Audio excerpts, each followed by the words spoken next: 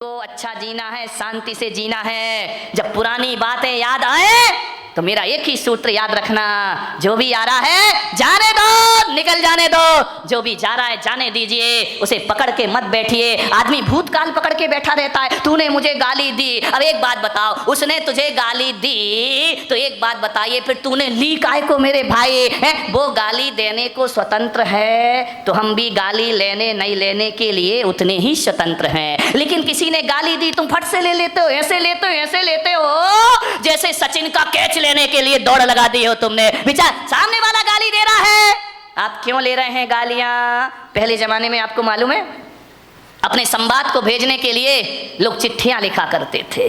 चिट्ठी लिखते थे और क्या करते थे मालूम है? उस चिट्ठी में टिकट नहीं लगाते थे, बेरंग चिट्ठी, बेरंग लेटर क्यों डालते थे? कि जल्दी पहुंच जाएगा। ध्यान रखिए, बाहर देश का स्टैंडर्ड जल्दी पहुंचाने के लिए बेईमानियां शुरू हो गई। आप बताइए, जिस लेटर में चिट्ठी ना हो उस लेटर को बेरंग लेटर बोला जाता है, बेरंग चिट्ठी बोली जाती है। और वह चिट्ठी यदि सामने वाले के पास जाए और जब वो चिट्ठी लेगा तो क्या करना पड़ेगा उसको? बोलो, पैसे देना पड़ेंगे ना?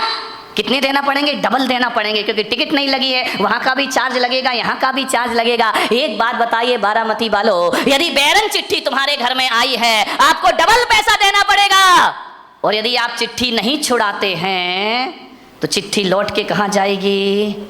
बोलो, चिट्ठी नहीं लिखी कभी? पैदा होते ही मोबाइल ले लिया क्या हाथ में?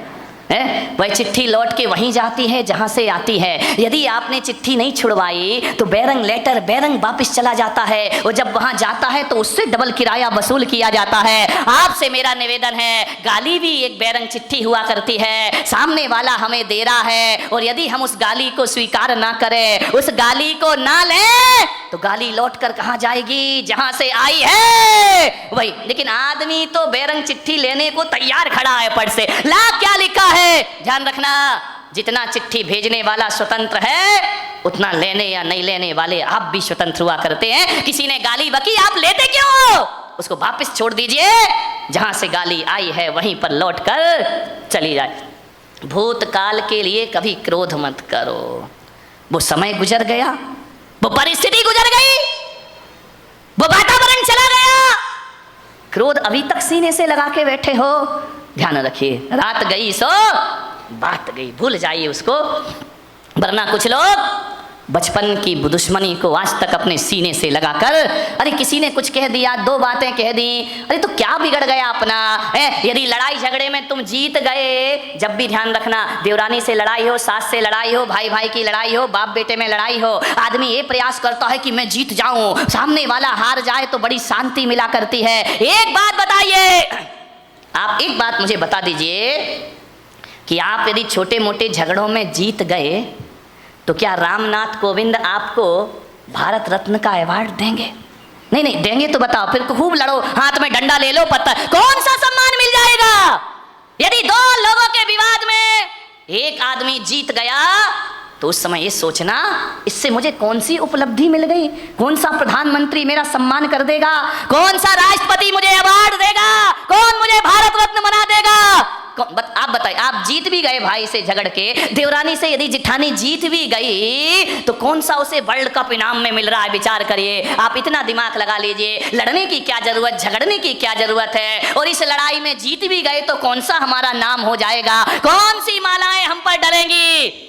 अरे इतना ही जीतने का शौक है ना, तो जाओ सीमा पर पाकिस्तान को जीत कर आओ, भारत तुम्हें सम्मान की निगाहों से देखेगा, हिंदुस्तान में तुम्हारा सम्मान बढ़ेगा। और मैं आपसे निवेदन कर रहा हूं, पाकिस्तान को जीतो या ना जीतो, महावीर की तरह खुद को जीत लो, दुनिया तुम्हें भगवान मानना प्रारंभ कर देगी, दुनिया तुम्हें पूजा करना प्रारंभ। जीतना है तो अपने आप से जीतो, लड़ना है, झगड़ा करना है तो अपनी गलत प्रवृत्तियों से झगड़ा करो, ये दुनिया तुम्हें महापुरुषों की श्रेणी में ले जा करके बेटा। आदमी छोटी मोटी लड़ाइयों को बहुत बड़ी जीत समझता है। दो भाई लड़ गए, जीत गए तो अरे हम तो बहुत बड़े विश्व विजेता बन गए।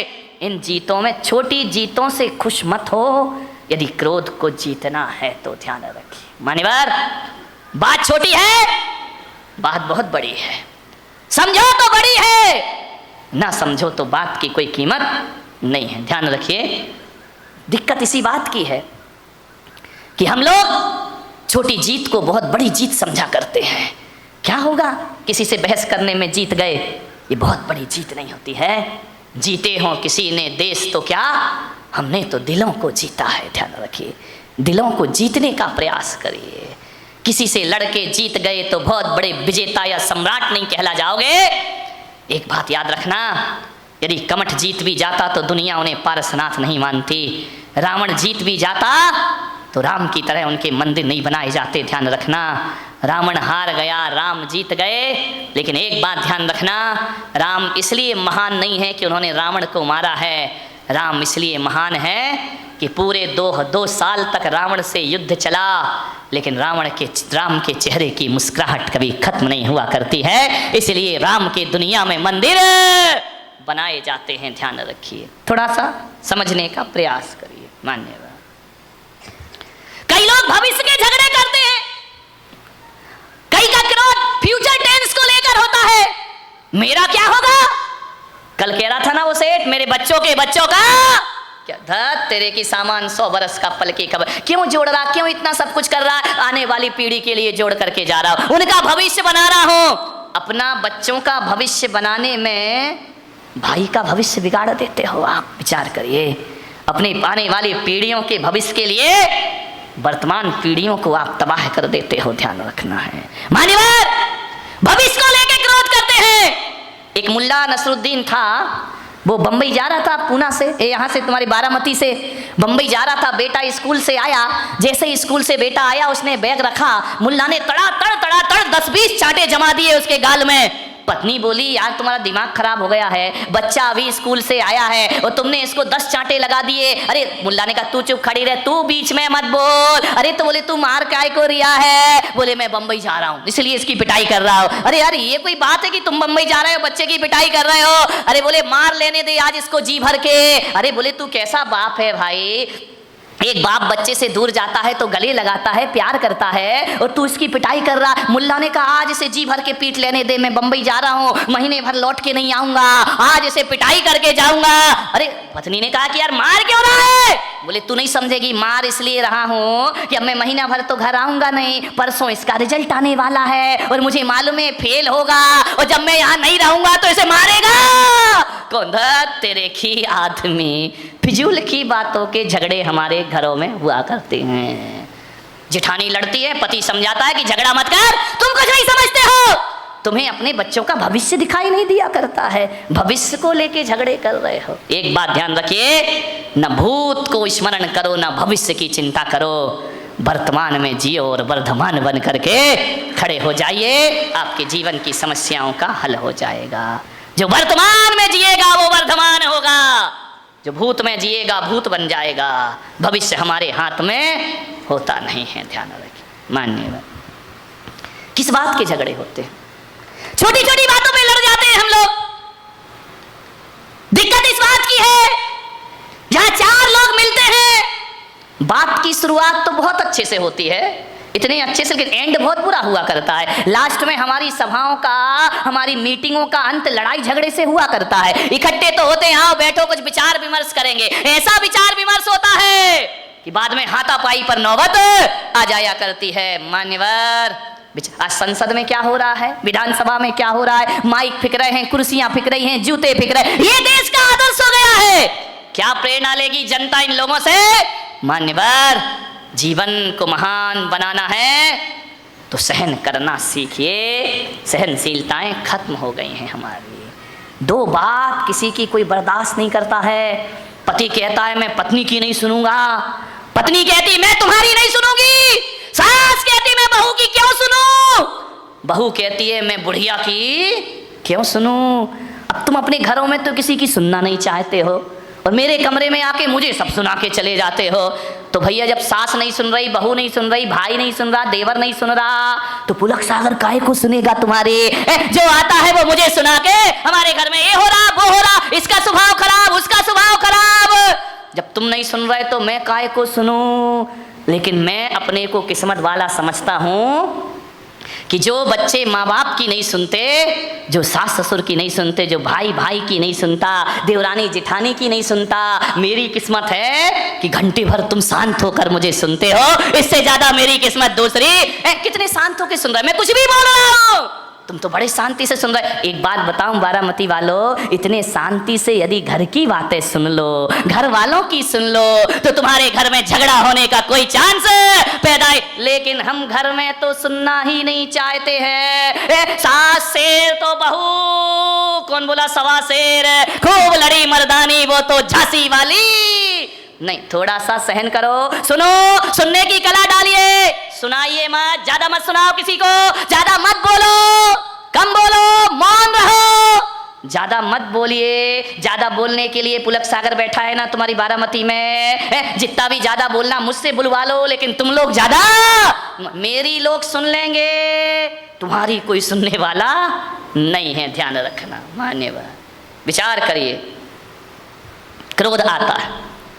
मैं बच्चों से निवेदन करूंगा, घर में मम्मी पापा यदि लड़ते हैं तो मैं बच्चों को एक सूत्र दे रहा हूं, जो बच्चे नहीं आए हैं उन्हें मेरी ये सीडी सुना देना, प्रवचन सुना देना, यूट्यूब में दिखा देना, आपका क्रोध 2 मिनट में भाग जाएगा।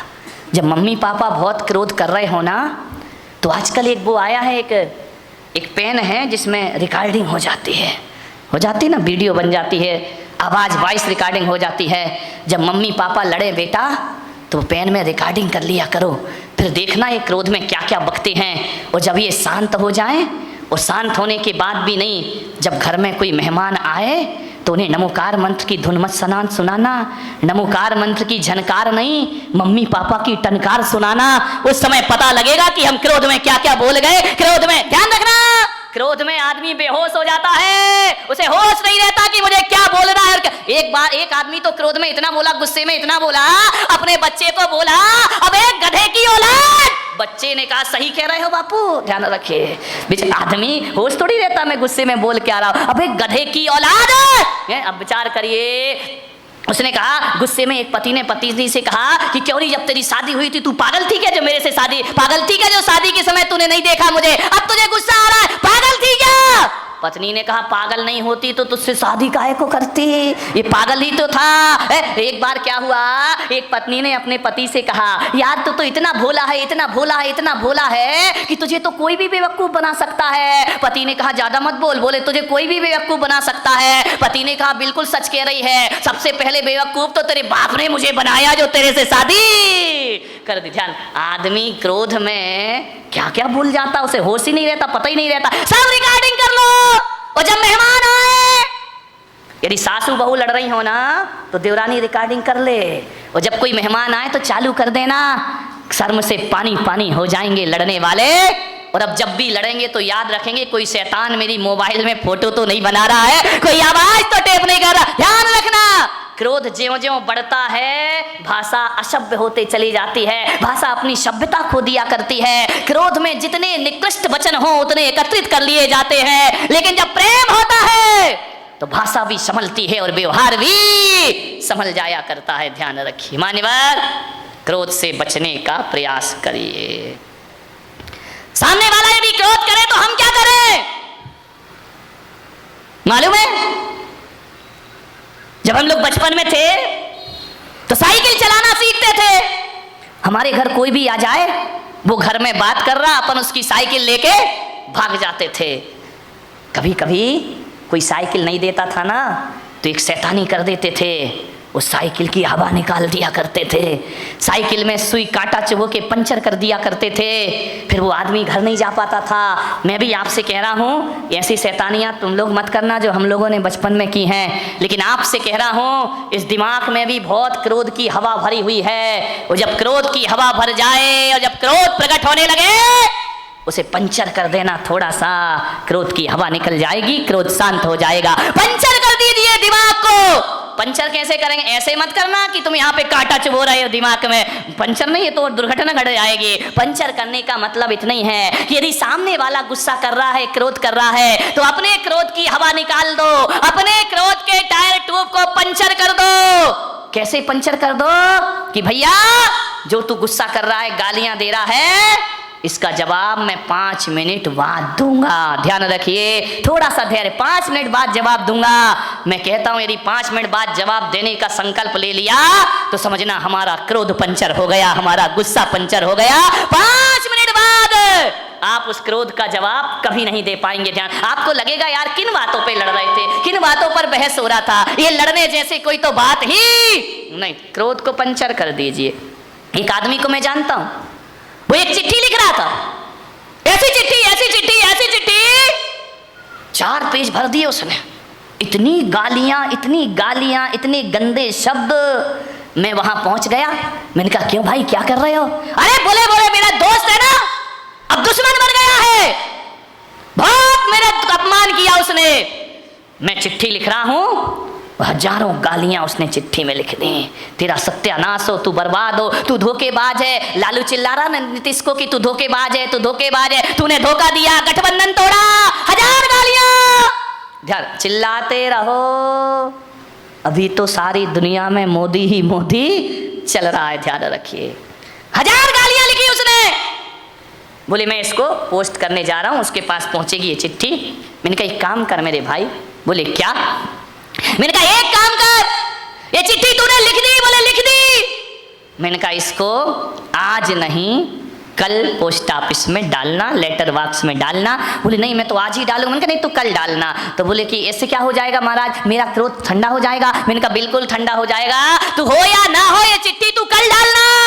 लेकिन एक बात याद रखना, आज इस चिट्ठी को पैक मत कर, रखा रहने दे, कल पैक करना, टिकट लगाना और अपने दुश्मन के एड्रेस पर डाल देना। बोले ठीक है आप कह रहे तो ये नियम मैं पाल लेता हूँ। उसने हजारों गालियां लिख करके एक लिफाफे में रख दी। दूसरे दिन जब डालने को गया तो उसने कहा कि यार एक बार पढ़ तो लूं, कोई गाली इसमें कम तो नहीं रह गई है। जैसे ही उसने पढ़ा, उसने देखा यार मैं कितना स्टैंडर्ड का आदमी और इतनी घटिया गालियां लिखा करता हूँ, आप विश्वास नहीं करेंगे। जैसे ही उसने चिट्ठी पढ़ी, क्रोध शांत हुआ, चिट्ठी को फाड़ फूड़ कर डस्टबिन में डाल दिया। बोले जवाब देने से कोई मतलब। ध्यान रखना, क्रोध तात्कालिक पागलपन है। जब ये पागलपन पैदा होता है तो एक बात याद रखना, क्रोध तात्कालिक पागलपन की निशानी है। जब आदमी क्रोध में होता है तो पागलों जैसी हरकतें प्रारंभ कर दिया करता है। लेकिन एक बात ध्यान रखना, ऐसा पागलपन है जो जब पागलपन ये दूर होता है ना तो पश्चाताप दे करके जाता है हमारी जिंदगी को। सिवा पश्चाताप के हमारे हाथ कुछ लगता नहीं। क्रोध के तात्कालिक पागलपन को शांत करिए, वरना जिंदगी भर आपको पछताना पड़ेगा। ध्यान रखिए, क्रोध तो छोटी सी का टेम्परेरी चीज है, परमानेंट चीज नहीं है। लेकिन क्रोध में जो भी हम करते हैं वो हमें जिंदगी भर के लिए पश्चाताप दिया करता है। ध्यान रखिए, एक बात याद रखना, क्रोध पे थोड़ा ब्रेक लगाना है तो तात्कालिक उत्तर मत दीजिए, थोड़ा सा इंतजार करिए, क्रोध अपने आप शांत होकर के चला जाएगा। ये क्रोध पैदा क्यों होता है आप बताइए? हर आदमी को क्रोध आता है। क्रोध क्यों पैदा होता है? जब अपेक्षा बढ़ जाती है तो क्रोध का जन्म हो जाया करता है। उम्मीदें लगाते हैं हम, बहुत ज्यादा उम्मीद लगाओगे, ज्यादा अपेक्षाएं रखोगे और उस अपेक्षा की उपेक्षा हो गई तो महाभारत प्रारंभ हो जाएगा। ध्यान रखिए, आप घर से चल के आ रहे हैं, आपका दोस्त रास्ते में मिल गया, आपने उम्मीद लगाई, आपने अपेक्षा लगाई कि राम राम करेगा, जय जिनेंद्र करेगा, देखेगा, मुस्कुराएगा, और यदि उसने नहीं देखा और तुम्हें देख करके मुंह फेर लिया, भीतर क्या प्रयोग होगा? क्रोध पैदा हो जाएगा। अच्छा बच्चों, हमसे ही बच के चल रहा है, हमसे आंखें फेर रहा है, कल तक हमारा दोस्त था, आज निगाहें फेर के जा रहा है, देख लूंगा मैं तुझे। क्रोध पैदा हो गया। ध्यान, आपसे एक निवेदन है, यदि कोई अम्मा जी बीमार पड़ जाए, 2 बहुएं उसकी हो और 2 बहुएं घर में हो, और जब बीमार पड़ती है तो अम्मा जी अपेक्षा रखती है कि एक बहू आकर मुझे 1 गिलास पानी देगी, टैबलेट देगी, दवाई देगी, एक बहू मेरे सिर दबाएगी। ध्यान रखना, आप सोचते हैं कि बहू सेवा करेगी और बहू ने सेवा नहीं की तो क्या पैदा होगा? क्रोध पैदा होगा।